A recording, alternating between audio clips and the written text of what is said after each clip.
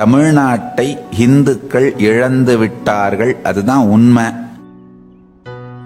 என் வாயால சொல்லக்கூடாதுங்கிறதுக்காக கட்டுப்படுத்திட்டு இருந்தேன். ஆனா என்னைக்காவது ஒரு நாள் இந்த உண்மையை நான் சொன்னா நீங்கெல்லாம் முழிச்சுப்பீங்களோ அப்படிங்கிற ஒரு நப்பாசையில இன்னைக்கு சொல்லிட்டேன். அவ்வளவுதான்.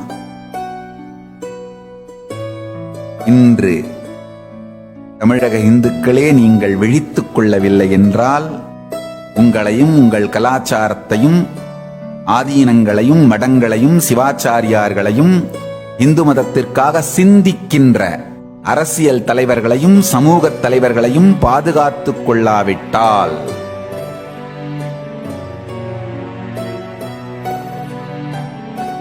இருபத்தஞ்சு வருஷம் 30 வருஷம் அதுக்கப்புறம் என்ன நடக்கும் அதெல்லாம் நான் சொல்ல வரல.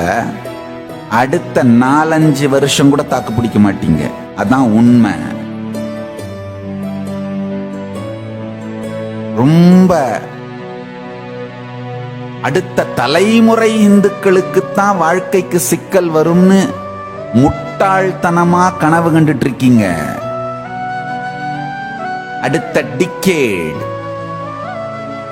அடுத்த 10 ஆண்டுகளுக்கு உங்கள் மிச்சம் இருக்கின்ற எச்சம் இருக்கின்ற சொச்சம் இருக்கின்ற கலாச்சார அடையாளங்கள் நல்லா புரிஞ்சுக்கோங்க. நம்ம கடந்த காலத்தினுடைய நம் முன்னோர்களுடைய சாதனை பெருமை, அந்த சாதனை பெருமை வாழ்க்கை முறைக்கு அவங்களுக்கு காரணமாயிருந்த உந்து சக்தி இந்து மதம். அந்த சத்தியங்கள் உங்களுக்கு புரிஞ்சாதான் உங்க எதிர்காலத்தை உருவாக்கிக் கொள்ளுகின்ற அமைத்துக் கொள்ளுகின்ற தெளிவும் துணிவும் தைரியமும் உங்களுக்கு வரும்.